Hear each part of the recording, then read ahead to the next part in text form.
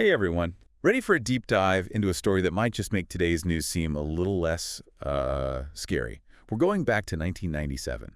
Yeah, 1997, a year that, well, it kind of felt like a party that got a little out of control. Yeah, for sure. It's Yeah. a year that started with everyone popping champagne and ended with the world basically holding its breath. It's the Asian financial crisis. Yeah, exactly. And it's not just some dusty history lesson. Oh, definitely not. This is a story that has some seriously relevant lessons for us today about how interconnected our world really is and how fast things can change. Like how quickly things can go from boom to bust. Yeah, exactly. We're going to be using a YouTube video transcript from DW documentary called The First Modern Financial Crisis in the Globalized World to help us break it all down. That sounds good. Let's rewind back to the tiger economies of Southeast Asia. We're talking places like Thailand, Malaysia, Indonesia. These economies were absolutely exploding with growth. Everyone was super optimistic about the future. I mean, things were looking pretty bright, right? Well, yeah, on the surface, everything seemed fantastic, but Yeah. under the hood, there was this ticking time bomb of debt. Oh. A lot of Thai companies had borrowed a ton of money, Oh, really? especially in US dollars. They figured the good times would just keep on rolling. So they're that big Yeah, but what they didn't bet on was the Thai baht starting to weaken. against the dollar. Yeah, against the dollar. And all of a sudden, all that debt they racked up became a way bigger problem. Because it was in dollars, right? Exactly. It's like, think about it this way. If you borrow, let's say, $100 when the exchange rate is good for you, but then your currency, it loses half its value, well, now you suddenly owe like $200. Oof. Yeah, that's going to hurt. That's a simplified way to look at it, of course, but it shows just how much these currency swings can mess with debt. And that's when things really started to fall apart. Yeah, it was like a domino effect. You had Japanese banks who were heavily invested in Thailand. They start getting nervous and pulling back their loans. And that set off this wave of panic, and people started speculating like crazy. So it's a panic, and then everyone's like, get out while you can. Yeah, basically. And that's when the sharks started circling. Okay, the sharks. Yeah. So enter George Soros, the infamous hedge fund manager. This wasn't your everyday investor, right? Oh, Soros, he had a rep for being bold, maybe even ruthless, some would say. He saw this opportunity in the falling baht and decided to short it. Short it. Yeah, shorting a currency basically means betting that its value is going to keep dropping. Okay, so how does that even work?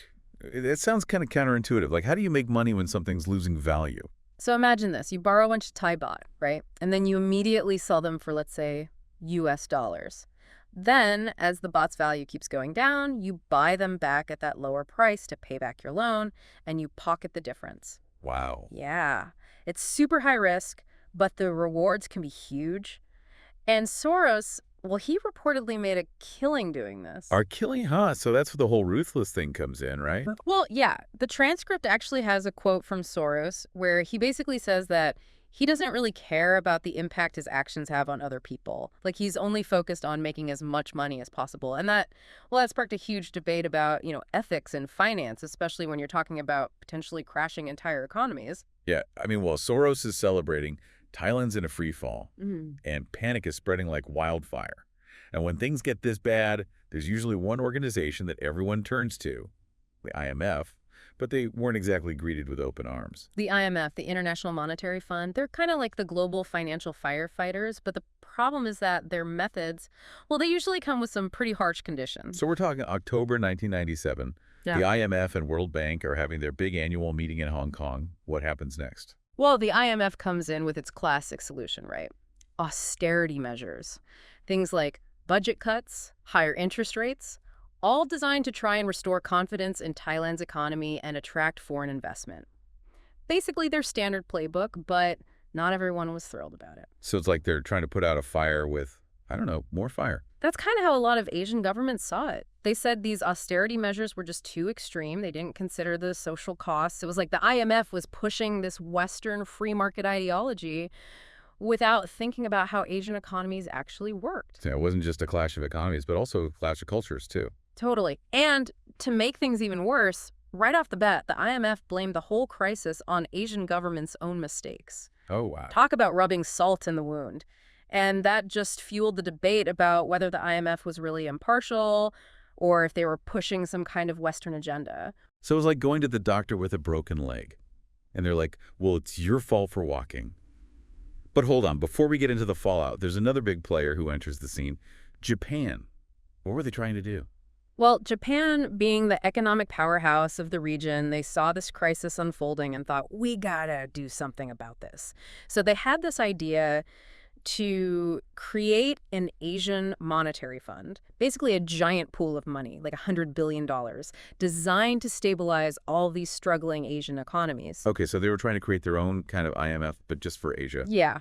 It was a pretty bold move. They wanted to create this safety net for the region, something that really understood the unique challenges Asian economies were facing. But there was also this element of pushing back against the IMF and asserting their own regional leadership. I mean, that makes sense, right? Like, hey, we can handle this ourselves. But there was one problem, wasn't there? A big, powerful problem called the United States. Exactly. The U.S., they weren't too keen on this whole Asian monetary fund idea. The U.S. saw this new fund as a direct threat, to their influence. So basically, the U.S. just flexed their muscles and shut the whole thing down. Pretty much. Treasury Secretary Robert Rubin and his deputy Larry Summers, they weren't having any of it. They thought it would undermine the IMF. And you know what that means? Undermining their own power in the region. So it makes you wonder, what if things had gone differently? Like, what if they had let Japan try their approach? Yeah, it's tough to say for sure, but it definitely makes you think about how global power dynamics really work.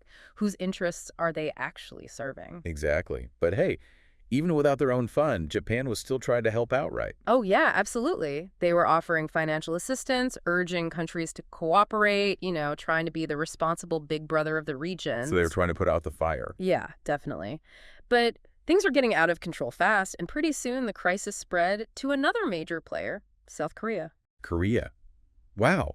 The land of Samsung and K-pop facing a financial meltdown. How did that even happen? Well, South Korea had this amazing economic rise, right? They became like a global leader in tech and manufacturing, but all that came with a lot of debt. Oh, I see. So when the crisis hit, foreign investors started pulling out their money, and Korea's currency, the won, well, it started to tank. Yeah. Like, seriously tank. So it's the same story as Thailand.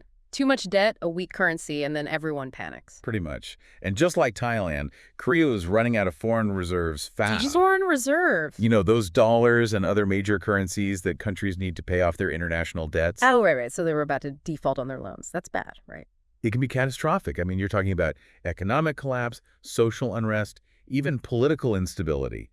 It's the nightmare scenario, and the whole world was watching to see what would happen to Korea. So what happened? Did they go under? Did the whole region collapse? Well, that's when the U.S. stepped in again. Really? But this time, they went all in, orchestrated a massive bailout package. I bet there was a catch. Of course there was a catch. Korea was, and still is, a super important ally in the region, especially with North Korea and China right there on their doorstep. They couldn't let Korea fall. It would have been a huge blow to the U.S., both strategically and politically. So it wasn't just about saving Korea's economy, it was geopolitics at play. Absolutely. And the transcript really highlights how much those political calculations were tied to the whole financial response. It's a reminder that on the global stage, economics and geopolitics, they're totally intertwined. So the U.S. swoops in and saves Korea.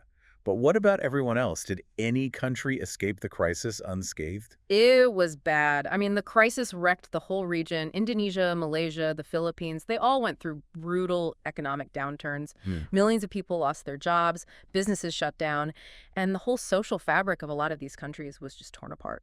It's easy to forget sometimes that behind all those numbers, there are real people, real lives being impacted.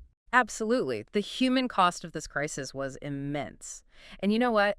The scars from that crisis, they're still there, even today, shaping how these countries think about globalization and financial risk. Okay, so the crisis finally ends. U.S. bails out Korea, but the whole region is left picking up the pieces. Did anyone even bother to ask, hey, how did this happen, and how can we stop it from happening again? Well, that's the million-dollar question, isn't it? But yeah, there was a lot of soul-searching going on, people trying to figure out what went wrong. Even the IMF, who took a lot of heat for how they handled the crisis, they even admitted they might have made some mistakes. The IMF admitting they were wrong. Did they actually say that? Not in those words, of course, but they started changing their tune about those harsh austerity measures. They realized that maybe their one-size-fits-all approach wasn't the best solution for every country. So the IMF learned lesson. But did the world really learn the lessons of the Asian financial crisis? I mean, just a decade later, we had the 2008 global financial crisis, and it felt like the same movie all over again. That's the frustrating part, right? The two crises were so similar. You had the same excessive risk-taking, lack of transparency, a mountain of debt that no one could pay back. That's like nobody learned anything. It's like that saying, those who cannot remember the past are condemned to repeat it. Exactly. Especially in the West, there was this feeling that the Asian financial crisis was a problem for developing countries. Not for the big guys like Wall Street, but 2008 showed everyone that that was just plain wrong. So financial crises, they don't discriminate. In a globalized world, we're all connected. We are, and those crises can unfold so fast, like in the blink of an eye. With electronic trading and global capital flows, panic can spread like a virus, and governments, they often just can't keep up. It's like trying to fight a wildfire with a garden hose. So what can we even do? Is there any way to make the global financial system safer, less prone to these booms and busts? Well, that's the big question that everyone's trying to answer, isn't it? There's no easy fix, but some of the key things people are talking about are stronger regulations, better oversight of financial institutions, and more international cooperation. Okay, let's break those down a bit. Stronger regulations. What would that look like? We need rules that stop banks and other financial institutions from taking on too much risk. Remember those hedge funds shorting the bat? We need rules to keep those kinds of speculative bets in check. So finding that balance, right? Allowing innovation and growth, but also making sure things don't get out of control. Exactly. And then there's oversight. We need regulators who are on top of things, who can spot potential problems before they explode into full-blown crises. It's like having a doctor who can catch a disease early before you end up in the ER. Perfect analogy. And finally, international cooperation. We can't forget that. Financial crises don't care about borders. We need countries to work together to prevent and manage these things effectively. But that's easier said than done, right? Countries have their own interests, their own agendas. Getting them to cooperate can be like herding cats. Oh, absolutely. And the Asian financial crisis, well, it showed us just how hard it can be. Remember how the U.S. shut down Japan's idea for an Asian monetary fund? Yeah, because they saw it as a threat to their own influence. So how do we get past that kind of national self-interest? How do we get countries to work together for the greater good? That is the billion-dollar question. We need to find ways to encourage cooperation, to build trust between nations. And we need strong global institutions that can act as mediators, enforcers of international agreements. So it's not just about having rules, it's about having a system where countries actually want to follow those rules, even when it's not in their immediate best interest. Exactly. And that takes a sense of global solidarity, realizing that we're all in this together. What happens in one part of the world, it affects everyone, especially when it comes to finance. Yeah, it's like we're all part of this big global ecosystem. Right. And if one part of that system starts to break down, the whole thing can suffer. It makes you think about the human cost of all of this. Yeah. It's easy to get lost in all the talk about numbers and financial jargon, but we got to remember that these crises have a real impact on real people. Absolutely. The Asian financial crisis, it led to massive job losses, businesses shutting down left and right, and a huge spike in poverty all across the region. I mean, in some countries, people didn't even have enough food, and there was social unrest, riots in the streets. It's a reminder that when the economy tanks, people suffer. Yeah, it was a harsh reality check that economic instability leads to human suffering. And it wasn't just about losing their jobs and their homes, right? There was a psychological impact, too, like this sense of betrayal and hopelessness. Yeah, for sure. A lot of people in Asia had really bought into this idea of globalization, you know? They thought it promised a better future for everyone. But when the crisis hit, it kind of shattered that illusion and left a lot of people feeling disillusioned and mistrustful of the whole system. So it wasn't just an economic crisis, it was a social and psychological crisis, too. Exactly. And even though the crisis eventually ended, the recovery, it was slow and painful for a lot of people. It took a long time to rebuild what was lost. So what can we learn from all this? How do we build a global financial system that's not just about profits, but one that's fair, resilient, and doesn't leave people behind? That's the big question, isn't it? And honestly, there's no easy answer. But I think the Asian financial crisis gave us some valuable clues. Like, for starters, it showed us that we need a more balanced approach to globalization. Balanced. What does that mean? Well, globalization has brought a lot of good things, but it's also made us vulnerable in new ways. We got to figure out how to harness the power of global markets without letting them run wild. So not throwing out globalization altogether, but but making it work better for everyone. Exactly. We need to focus on things like financial inclusion, making sure everyone has access to financial services, sustainable development so we're not just exploiting resources and destroying the planet, Yeah. and social safety nets to help people who are struggling. We got to spread the benefits of globalization more evenly and protect those who are most vulnerable when things go south. So it's about building a system that's not just about making the rich richer, but one that creates a more just and sustainable world for everyone. Exactly. And that brings us back to the whole question of ethics and finance. The Asian financial crisis showed us what happens when people only care about profits. It was a lesson in how short-term greed can lead to long-term disaster. Right. We need a more ethical culture in the financial industry, one that values responsibility, transparency, and accountability. So it's not enough to have rules and regulations. We need people who actually believe in doing the right thing. Absolutely. And that means educating people, having open conversations, and being willing to challenge the status quo. This isn't just about governments and big financial institutions, it's about all of us.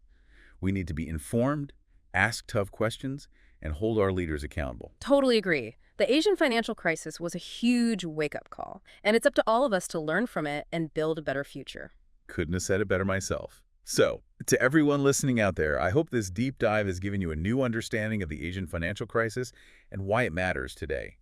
It's a complicated story, but it's one that's still unfolding, and we're all part of it. And as you learn more about this, think about this. What role do you play in creating a fairer and more sustainable global financial system? Because ultimately, the future is in our hands. Great point. It's not just about understanding the past, it's about using that knowledge to create a better future. And on that note, I think we'll wrap up this deep dive. Until next time, keep learning, keep questioning, and keep diving deep.